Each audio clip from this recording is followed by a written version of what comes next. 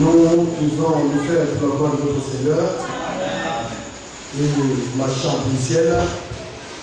C'est vers lui que nos regards doivent être tournés.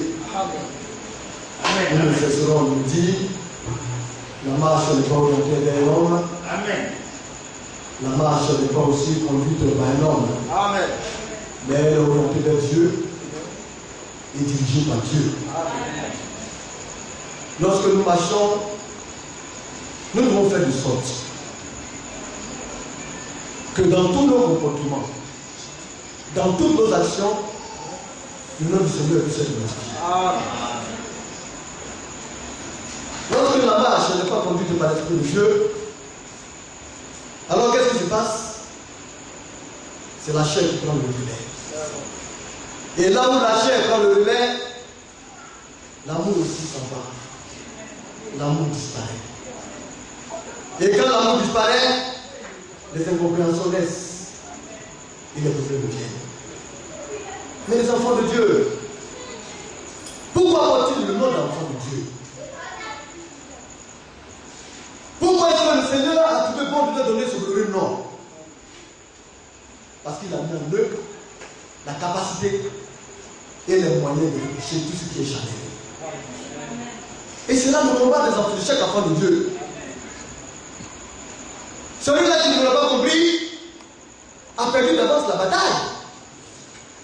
Parce que la bataille n'est pas charnelle. La bataille n'est pas portée contre l'individu, contre son frère ou bien sa soeur. Mais la bataille est portée contre le diable. Amen. Mais comme on dit que la bataille est menée contre le diable, ce n'est pas pour autant que nous allons mener une bataille charnelle contre le diable. Mais là où le diable veut opposer la chair, les enfants de Dieu opposent le spirituel et l'amour. Bien aimé, si tu n'aimes pas, tu es foutu. Quand on interpelle les frères et les sœurs, mais c'est dans une situation difficile que Dieu va tester votre amour, que Dieu va éprouver votre amour. Tu dois marcher. Vous pensez que la foi, c'est le fait que Dieu fasse que tout le monde s'attende avec vous? Ou bien que vous soyez, comme on le dit, heureux ou bien content avec tout le monde? Les hommes ne pourront ne pas vous comprendre. Mais vous devez les comprendre. Nous sommes appelés à accepter les uns et les autres tels qu'ils sont. À les comprendre tels qu'ils sont. Et c'est là que se dessine la grandeur de l'Esprit de Dieu. Mais les frères doivent prendre garde, faire attention. Quand le Seigneur est en train de faire quelque chose, en même temps le diable aussi joue aussi son rôle. Parce que le diable, ce qu'il va faire en premier lieu, c'est de te tester pour voir si ce que le Seigneur est en train de dire est en toi. Mais quand on apporte un message, ou met des messages à l'église, mais vous devez savoir que ces messages-là seront évalués. Mais on parle du Saint-Esprit.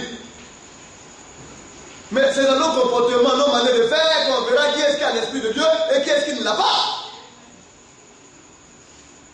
Bien aimé, faisons attention. La correction est divine. Quand un frère fait mal, ou bien une soeur fait mal, on doit bénir le Seigneur. Parce qu'il y a une correction à apporter. Dans les maisons, dans les foyers, partout, à l'église, partout où nous serons, c'est ainsi que nous devons faire les choses. Nous corriger en nous perfectionnant davantage dans la voie de Dieu. L'objectif de Christ, c'est quoi? C'est que tout le monde soit amené à être trouvé parfait à Christ. Voilà le but. L'exhortation qu'on apporte, la parole qu'on apporte, tout ce que nous faisons, c'est dans le but de mener les frères à être prêts pour l'enlèvement. Si tu as pris une femme et qu'un mari est venu te prendre, son premier but, c'est d'user de sorte que tu sois en harmonie avec Dieu par le ciel. Tu ne peux pas prendre un mari pour qu'il puisse te conduire à sortir du cadre de la parole de Dieu. Tu ne peux pas aussi prendre une femme pour qu'elle puisse aussi réellement t'encourager à être dans le profane. Tout ce que nous faisons, c'est pour la gloire de Dieu. Mais pour avoir la gloire de Dieu, il faut quoi? Il faut faire les choses selon Dieu. Dans tous les domaines. Tout est testé. Alors là où un frère ou bien une soeur montre un comportement profane, le frère doit pouvoir opposer à cela un comportement spirituel. Là où l'amour de Dieu bat de l'air, vis-à-vis d'un frère, les frères doivent pouvoir réellement lui ouvrir encore le cœur et les mains davantage. Parce que nous sommes dans l'âge de l'amour fraternel. Dans le livre de Colossiens, il est parlé de l'objectif des serviteurs de Dieu. Et nous ne pouvons pas nous en démarquer. C'est ce pourquoi nous venons ici. L'objectif des serviteurs de Dieu est clair. Adam n'est pas là pour égarer l'individu. Mais nous sommes là pour vous conduire au ciel. Et pour cela, nous avons besoin de votre bien-être et de votre fidélité avec Dieu. Mais si on vous apporte tout sur le conseil de Dieu et que vous ne comprenez pas, mais pour finir, on dit le méchant, il prend la fuite sans que personne ne le poursuive dans le livre de Proverbes. Mais en sympathisant avec la méchanceté, en vivant contrôlement avec la voix de Dieu, pour finir toi-même, tu finiras par ôter toi-même et t'égarer. Colossiens chapitre 1, il est parlé pour ce mystère-là.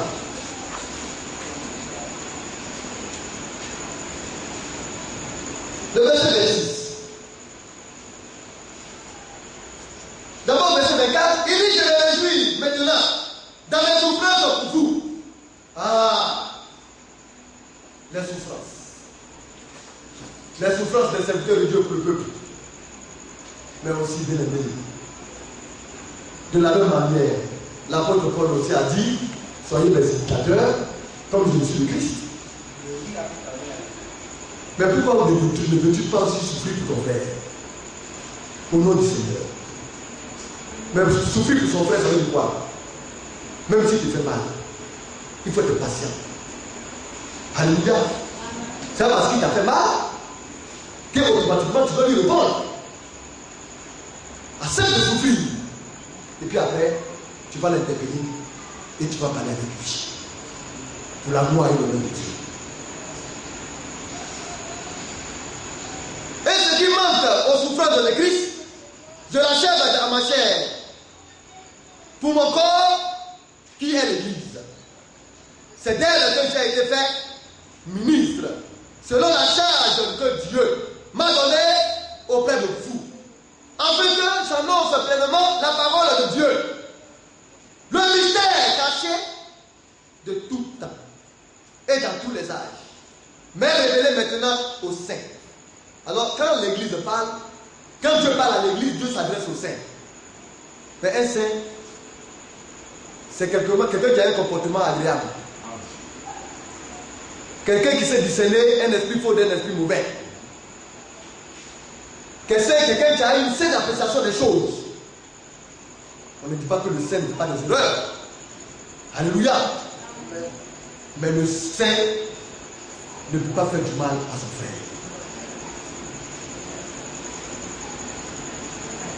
Continuons. Dieu a voulu le faire connaître la glorieuse richesse de ce mystère parmi les païens. C'est-à-dire parmi nous. Une glorieuse richesse de ce mystère. Oh, le mystère, c'est un secret. Quelque chose de caché. Mais quel est ce mystère? Quel est ce secret? Mais dévoilé pour les saints. Es-tu un saint?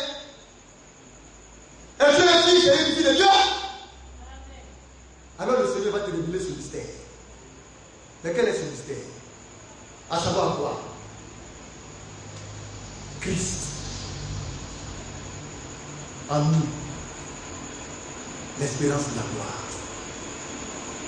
Jésus-Christ dans ton cœur, à l'intérieur de toi, c'est un mystère. Jésus-Christ est en toi. Le Seigneur Jésus-Christ habite-t-il en toi? Mais pourquoi est-ce que ton comportement ne sied pas au Seigneur? Qu'est-ce qui se passe? Ce que tu fais, le Seigneur l'a fait-il? La manière dont tu réagis, la manière dont tu te comportes, est-ce que le Seigneur l'a aussi fait pareillement? Cela démontre que si ce n'est pas le cas, c'est que tu n'as pas encore reçu la connaissance de ce mystère. Le verset 28. C'est lui que nous annonçons. Exhortant tout homme et instruisant tout homme en toute sagesse, afin de présenter à Dieu tout homme devenu parfait en Christ. Exhortation, instruction, sont donnés. Que faisiez-vous de cela? Bien-aimés, qu'est-ce qu'on fait de cela? L'enfant de Dieu tend vers la perfection. Nous travaillons dans le but d'atteindre la perfection. Oh mes bien-aimés, c'est à quoi je travaille, en combattant avec sa force qui agit puissamment en moi. Dans le livre de Romains où nous étions, nous parlons des actes. Romains 8, de l'esprit. Alors l'esprit est opposé à ce qui ne demande pas de lui. La chair est opposée aux œuvres de l'esprit, et les œuvres de l'esprit sont aussi opposées aux œuvres de la chair. Mais il est évident, le temps vient, et le temps est là, où vont se dessiner ceux-là qui marchent selon la chair et ceux-là qui se laissent conduire par l'esprit. Le bien de va m'aider. Nous étions avec au verset 7. Romains 12 ou le Romains 8, le verset 7. Romains 8, verset 7. Oui, il m'a parlé. Car l'affliction de la chair est l'affection de la chair est inimitié contre Dieu. L'amour de la chair. Comment tu regardes ton père? Comment tu agis vis-à-vis de lui? Comment est-ce que tu te comportes? Comment est-ce que tu marches? Comment est-ce que tu vis? L'amour de la chair, l'affection de la chair est inimitié contre Dieu. Oui, bien aimé, continuons. Parce qu'elle ne se soumet pas à la loi de Dieu. Non! Quand tu as l'amour de Dieu, tu fais un effort. Quand je veux poser un acte, est-ce que le Seigneur a gré cet acte-là? Alors l'Esprit, qui en nous amène à réfléchir et à nous poser la question si nos actes sont en conformité avec la loi divine. Mais si toi tu agis pour agir, c'est qu'il y a en toi une voix qui t'interpelle. Si toi tu agis pour agir, c'est que tu ne consultes quoi que ce soit avant d'agir, c'est que tu n'as pas encore reçu la connaissance de ce mystère dont tu parles. C'est que l'Esprit de Dieu n'habite pas encore en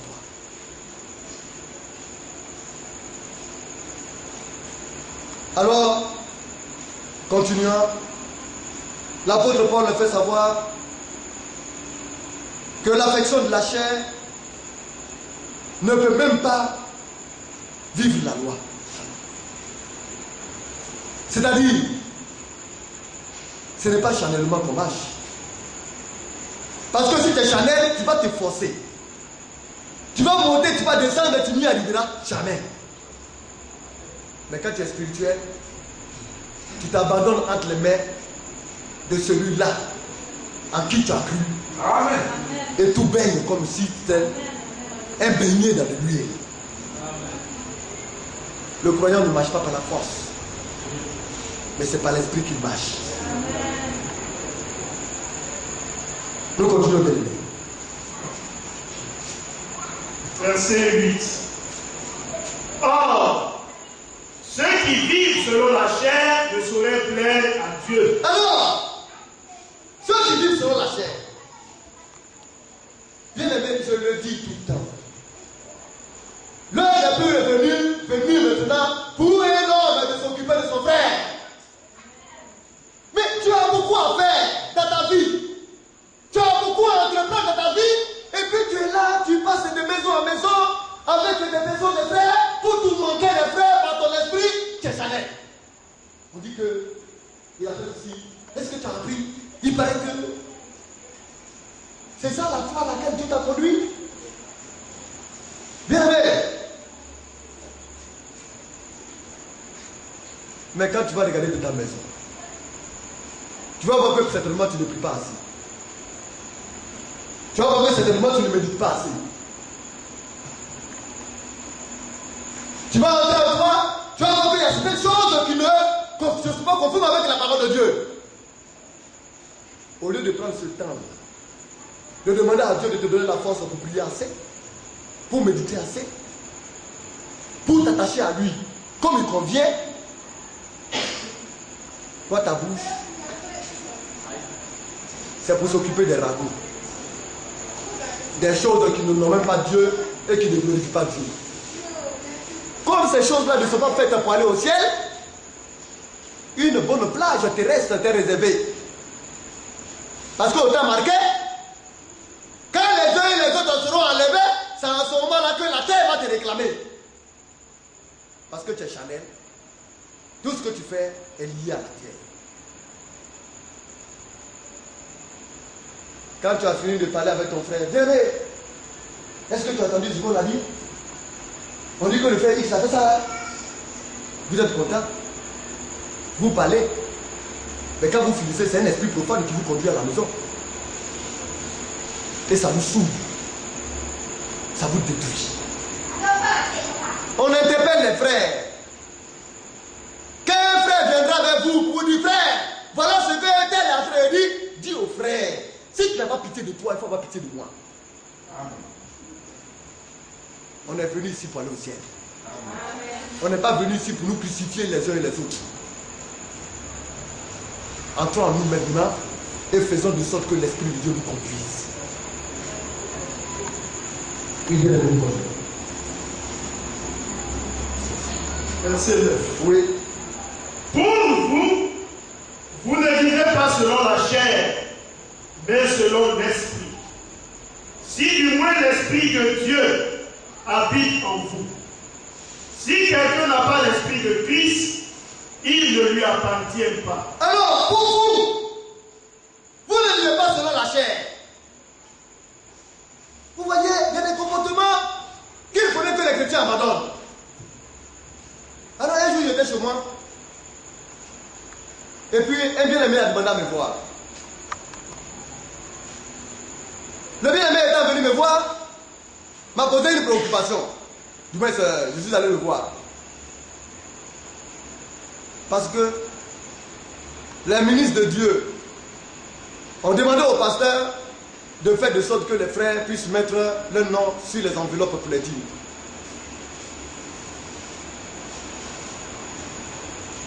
Mais ce qui se passe autour.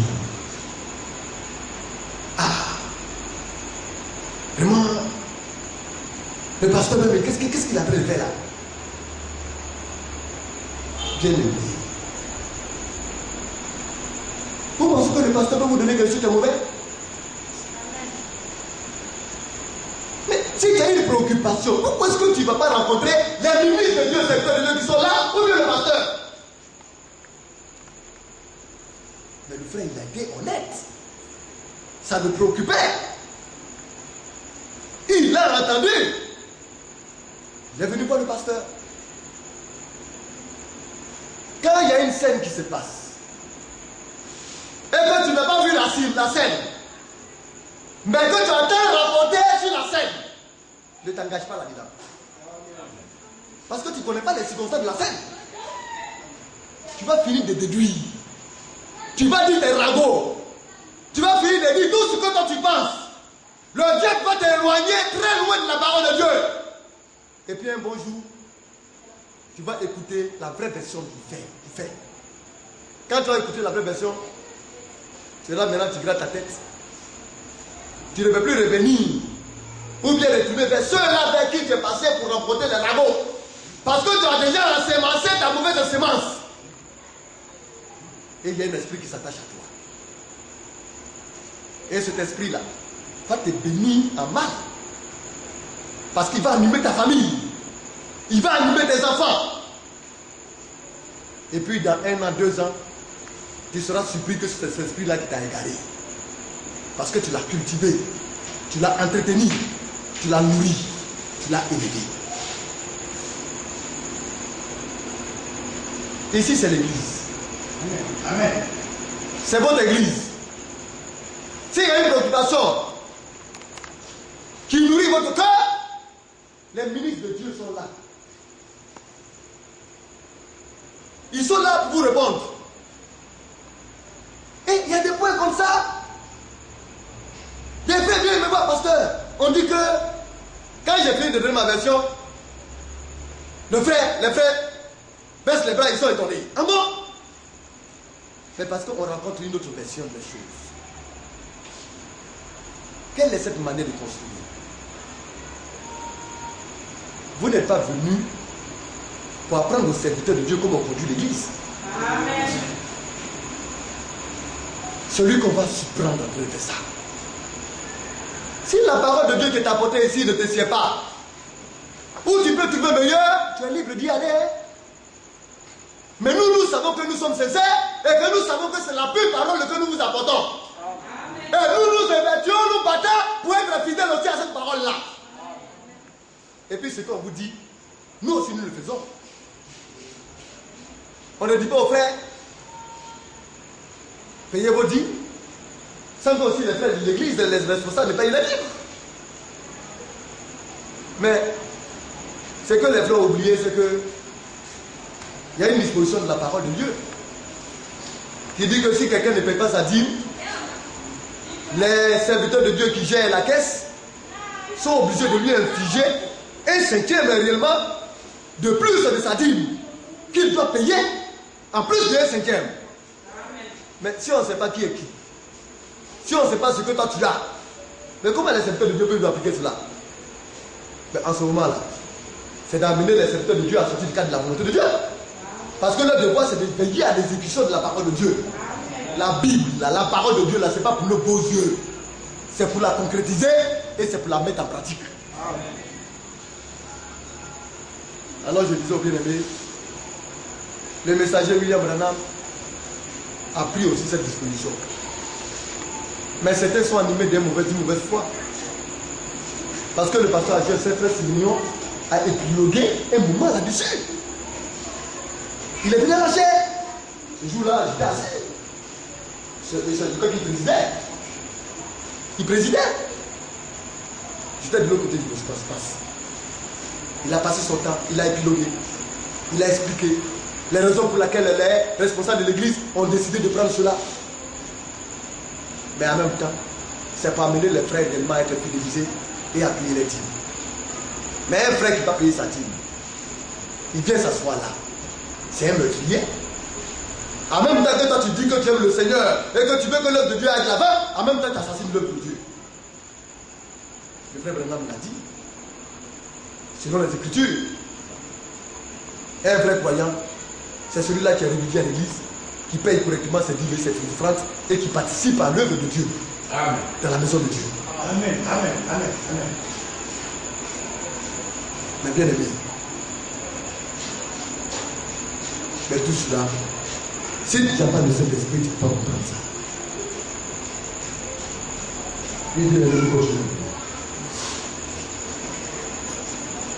verset 10.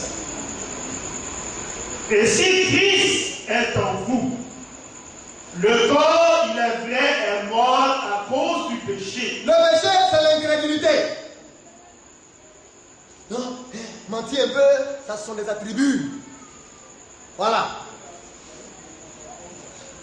Mais le péché lui-même, c'est l'incrédulité, le fait de ne pas croire. Le fait de ne pas accepter la vérité. Alléluia. Si Christ est en vous, en d'autres termes, si le Seigneur Jésus-Christ habite à l'intérieur de nous, oh bien-aimé, le corps, il est vrai, est mort à cause du péché. C'est-à-dire quoi? La chair tombe. Quand une situation arrive, la première des choses à faire d'abord, c'est d'interroger Dieu.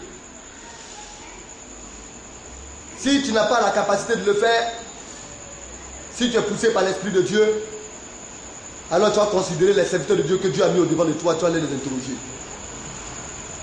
Frère, voilà telle chose, je ne comprends pas. Qu'est-ce que je dois faire? Alléluia. C'est pourquoi le conseil vous a été donné de poser des questions sur des sujets que vous ne comprenez pas, afin qu'on vienne vous éclaircir au travers de la chair. Mais bien aimé, entre nous, hein, si on attrape un voleur, on fait quoi? L'église, là, c'est un endroit où on fait la couvée des voleurs, ou bien qu'on encourage l'infidélité? Non. Il faut estiper ça. On va chercher à estiper cela du corps de l'individu. Si l'individu est attaché à cela, le Seigneur lui-même l'ôtera du peuple de Dieu. Alléluia. C'est pourquoi nous devons faire attention. On ne peut pas encourager quelqu'un à faire ce qui n'est pas correct. Oui, frère, nous continuons. Et si Christ est en vous, le corps, il est vrai, est mort à cause du péché, mais l'esprit est vif à cause de la justice. À cause de la justice, la reconnaissance des règles et des droits de Dieu et le respect de la liberté d'autrui. Alléluia. Quand tu es allumé par l'Esprit de Dieu, tu entres en toi. Est-ce que ce que je fais à mon frère, si on fait ça, est-ce que je vais aimer? Est-ce que je vais accepter?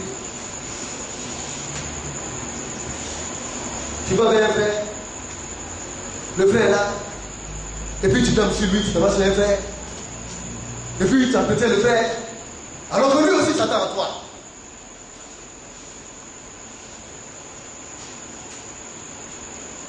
Mais quand des frères se comportent, c'est le choix que vous voulez faire entre les frères et les sœurs. Vous voulez prier.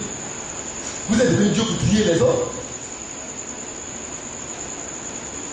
Vous n'êtes pas venu pour la maison ici pour frustrer les uns et les autres. Amen. Vous êtes venu pour vous aimer. Si tu ne sais pas aimer, reste à ton coin. Quand Dieu va t'apprendre l'amour, ton devoir, c'est d'aimer tout ce que tu mets au devant de toi. C'est ça l'assemblée des saints. Amen. Quand il m'a fait quelque chose, Dieu dormait sur lui. J'ai fait comme si il ne voit pas la personne. Je vais lui montrer comment je suis là. Et puis on pense que c'est le Saint-Esprit qui parle. Alors que tu es rempli de chair jusqu'à même ça déborde.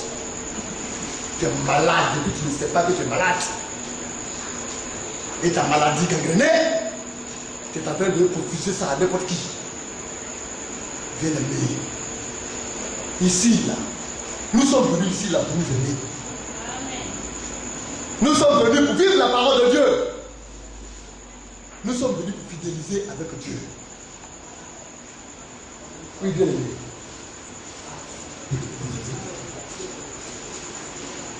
Et si l'esprit de celui qui a ressuscité ressuscité Jésus d'entre les morts habite en vous. C'est lui qui a ressuscité Christ d'entre les morts, rendra aussi la vie à vos corps mortels par son esprit qui habite en vous. Alléluia. C'est l'esprit de celui qui a ressuscité Jésus-Christ d'entre les morts. Le Saint-Esprit, l'esprit de Dieu. L'esprit du Père. Alléluia. Celui qui a ressuscité Christ d'entre les morts rendra aussi la vie à votre corps mortel par son esprit qui habite en vous. Amen. Quand tu es animé de l'esprit de Dieu, tu comprends. Mais on ne te comprend pas. Quand tu es animé de l'esprit de Dieu, tu sais.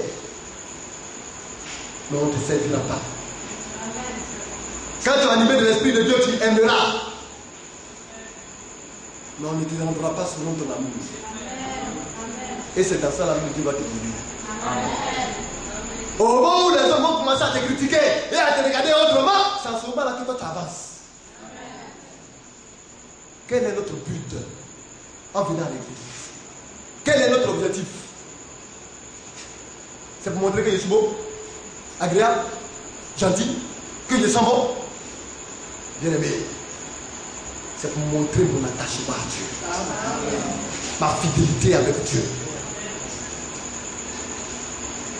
Oui, frère, nous continuons. Ainsi donc, frère, nous ne sommes point redevables à la chair pour vivre selon la chair. Nous ne sommes pas redevables à la chair. Comme il m'a fait ça, moi aussi je vais lui montrer que moi là on me respecte. Si tu vis la parole de Dieu, ils n'ont qu'à te bafouer. Mais cette parole-là va restituer ton respect humain. Amen. Ce n'est pas la force, hein? Amen. Mais c'est par l'esprit de Dieu. Amen. Tous ceux qui vont opposer à l'esprit de Dieu un comportement charnel seront déchus d'humain. Mais tous ceux qui opposeront au comportement charnel un comportement spirituel seront reconnus et élevés d'humain. C'est par la spiritualité qu'on doit respecter un frère ou une soeur. Oui, tu peux être gros, grand, très robuste, très intellectuel. Tu peux être mince et petit coup. Tu peux être riche et puis ne pas être spirituel. Mais tu peux être très très pauvre. Et puis quand tu arrives là même, c'est là Dieu est content.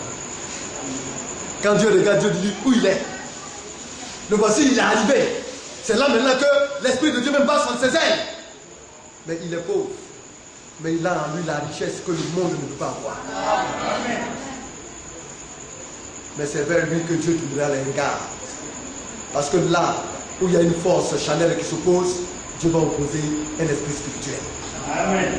Or là où il y a l'esprit spirituel, il y a la sagesse, il y a l'intelligence, il y a le discernement, il y a la paix et l'harmonie. Bien aimé. Oui, frère, nous continuons.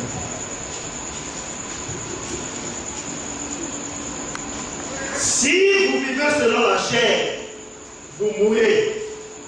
Et si par l'esprit vous faites courir les actions du corps, vous vivrez. Alléluia. Alors, nous allons aller maintenant dans le livre de Galates. Parce que la dernière fois, nous étions en train de lire, nous n'avons pas terminé. Galates, le chapitre 5.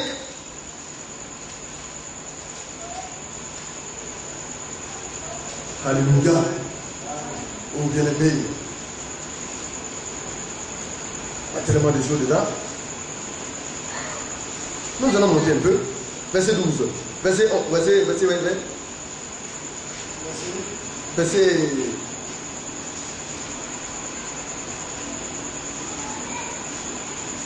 Nous allons monter un peu. Verset 11. Voyez verset 11. Verset 11. Pour mon frère, si je prêche encore la circoncision, pourquoi suis-je encore persécuté? Le scandale de la croix est donc aboli. Puisse-t-il être retrancher ceux qui mettent le trouble parmi vous. Donc, voilà une situation que le serviteur de Dieu, l'apôtre Paul a connue. Parce qu'il est allé dire aux hommes, ceux-là qui sont circoncis selon la chair. La chair, là, laissez la chair, la chair. C'est pas important. Alléluia. Amen. Tu peux être flocon et puis être un bon chrétien. Tu peux être bien tailladé, bien joli et puis être très, très, très unique. Regardez Al-Qaïda. Ils aiment mettre les bombes au dos, non? Et puis quand ils te mal, t'aimes pas là, il va t'embrasser de force. Pour dire aujourd'hui, on sait comment mourir ensemble. Mais il est très circoncis, hein. Selon la chaîne, là, il a été bien taillé. Ils sont tous circoncis. Mais Dieu a regardé ça. Dieu dit, vous n'avez pas compris le message d'Abraham. Ou bien le message que j'ai donné à Abraham. Mais c'est à l'image de votre cœur quand vous circoncis. Si toi tu es circoncis selon la chair, et puis ton corps a autre chose, c'est que toi tu es comment? Alors l'apôtre Paul a dit, la circoncision de la chair, là, ce n'est rien. Mais c'est quand ton cœur là est circoncis, c'est à ce moment-là que tu as quelque chose. Amen. Laissez Dieu tailler votre cœur. Laissez Dieu embellir votre cœur. Laissez Dieu enlever tout ce qui est commode, tout ce qui est, comme on le dit, rebut de votre cœur. Alors votre cœur sera comme Dieu. Sera à son image. C'est à ce moment-là que vous continuez le fil d'esprit. Puis je vais continuer. Frère, vous avez été appelés à la liberté. Seulement, ne faites pas de cette liberté un prétexte de vivre selon la chair. Donc, comme on a été appelé à la liberté, certains ont oublié que la liberté dont on a été appelé, c'est la liberté que le Saint-Esprit donne de vivre selon la parole de Dieu. On est libéré de Satan et de son jour. On est libéré du péché et de la chair. Mais les chefs, les frères font de cette liberté une nouvelle manière de vivre. Alors parce qu'ils sont libres, ils pensent qu'on peut venir réellement se comporter comme on veut avec les frères et les sœurs. Mais non. On ne fait pas de cette liberté une manière de vivre changement. Oui, frère, nous continuons. Mais rendez-vous par amour, Oui. serviteurs les uns des autres. Alléluia. Qu'est-ce que ça fait? D'être par amour, serviteurs les uns des autres. Si je sais mon frère, ça fait quoi? Si mon frère me sait, ça fait quoi? Nous sommes là pour servir. C'est pourquoi souvent nous nous laissons vers la chair. Et soit à la porte. Pour mettre de l'ordre. Mais je peux revenir, m'asseoir là gaillardement, et puis commencer à tourner les regards, à élever les épaules, toujours cravaté, à mettre mon pied l'un sur l'autre. On est tous des modèles et des exemples. Amen. On doit se servir. C'est pourquoi c'est une grâce d'être serviteur. Amen. Beaucoup n'ont pas compris, hein. Quand on t'appelle et qu'on dit bien servi de la maison de Dieu, il y a une bénédiction là. Amen. Parce que toi tu dis bien serviteur de tout le monde. Parce qu'on t'a regardé, Dieu t'a regardé, et puis Dieu dit, c'est tellement bien qu'il faudrait que tu commences à servir. Amen. C'est une bénédiction. Alléluia. Parce qu'en étant serviteur, tu t'abaisses. Avant de t'abaisser, tu seras élevé. Amen. Tu vas être élevé. Parce que celui-là qui s'abaisse, ce sera élevé. Bien aimé. Oui, frère, nous avançons. Le temps avance. Car toute la loi est accomplie dans une seule parole. Oui. Celle-ci. Oui. Tu aimeras ton prochain comme toi-même. Est-ce que j'aime mon prochain? Est-ce que j'aime mon prochain comme moi-même?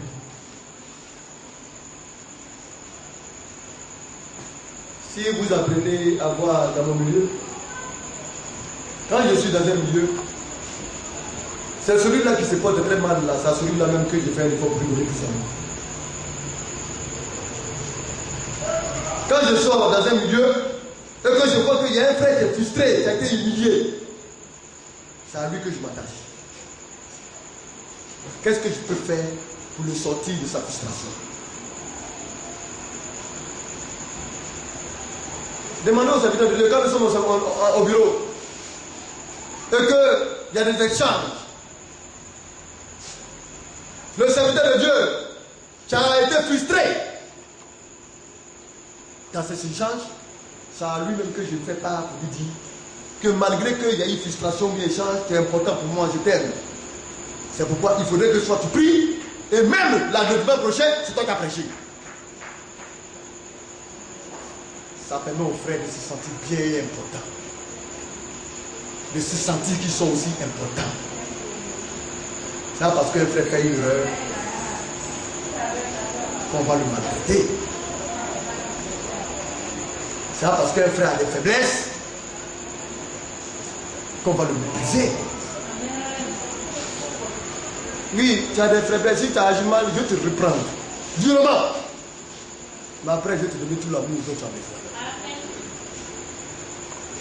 Parce que la réprimande est corrective. On reprend celui-là qu'on aime. On châtie celui-là qu'on aime. Mais si je vais dans l'autre, à la direction du poil, frère, pourquoi est-ce que tu as fait ça? Mais frère, mais est-ce que ça là c'est important, c'est bien? Il va dire, ah, le frère Eric m'a tellement caressé à la direction du poil que vraiment c'était intéressant. Hein? J'ai envie de retourner là-bas encore. Mais quand je vais contre les poils, ça te pique. Amen. Le frère était mécontent du monde. Mais nous agissons comme des pères parce que nous désirons que les frères soient meilleurs. Oui, frère. Mais si vous vous mordez et vous dévorez les uns les autres, prenez garde que vous ne soyez détruits les uns par les autres. Si vous vous mordez, il m'a fait ça. Moi, je n'ai pas subi. Ça, c'est fini. Je vais lui montrer. Il va comprendre. Toi-même, tu es en train de t'exclure pour te montrer que toi-même, tu n'es pas un partisan du ciel. C'est quand il t'a mordu. Va de l'histoire de l'autorité pour ne plus qu'il morde quelqu'un d'autre. C'est chez lui là que tu dois toujours être. Tout le temps, on parle de ça. Mais il y en a qui ne comprennent pas. Hein? Nous sommes une famille chrétienne. Amen. Dieu n'a pas dit de visiter un groupe d'individus. Dieu dit de nous visiter tous les uns les autres. Ah, peut-être que comme Yasmina a l'argent, je sais que peut-être que dans la semaine là, il y a peut-être 5 frères qui sont partis chez Yasmina. Je veux qu'on visite Yasmina parce qu'elle a besoin. Parce qu'elle a besoin de beaucoup d'affection, elle aime ça. Mais ça fait un temps où Boitini ne vient pas. Mais comme Boitini est dans sa maison en bois avec ta quand tu parles pas, parce qu'à chaque fois que le pasteur passe, c'est le tabouret, on lui donne.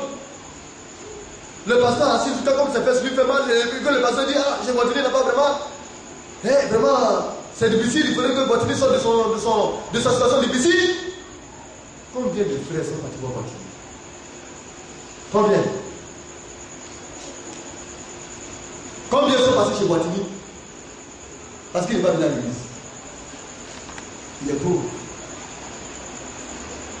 Tu vas aller faire quoi là-bas, bébé, les tabliers, attention, c'est ta voulu, ça gravite tes fesses. Qu'est-ce qu'il va te demander?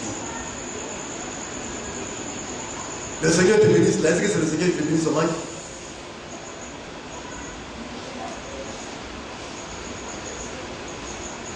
Bien-aimé. Frère, c'est de l'amour ça.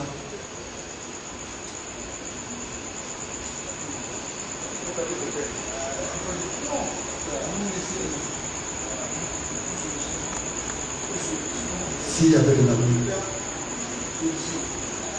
Boitini n'avait pas fait 2 dimanches sans vous.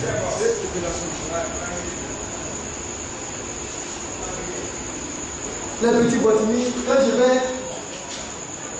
et puis je fais des biscuits, des petits bonbons pour mes petits garçons, On dirait que c'est là même que la nouvelle année a commencé. Ils sont contents.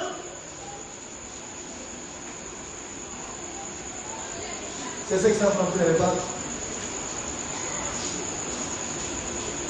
Ou bien c'est 200 francs que vous n'avez pas. Fallait donner de la joie à des hommes qui en ont besoin.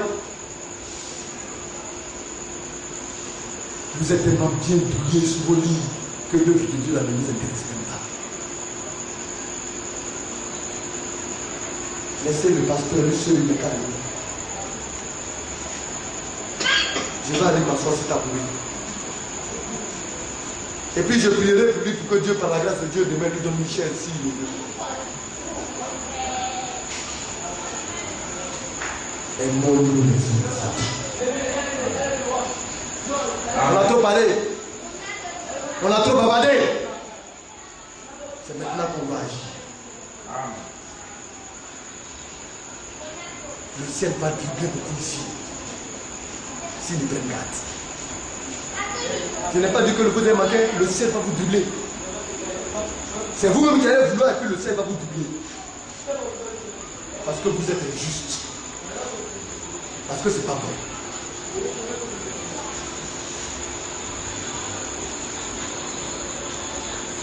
Que Dieu nous aide. Nous parlons plus du Saint-Esprit. On veut savoir si on a reçu le Saint-Esprit. Laissez le pasteur, laissez-le. Je vais visiter tout le monde. Et aussi tous les pauvres. Ceux-là qui ont un peu de moyens, ne vous étonnez pas beaucoup s'il n'y a pas beaucoup chez vous. Hein? C'est comme ça aussi. Mais j'espère que le comportement des uns et des autres va changer. Faites un progrès. Et manifestez l'amour fraternel.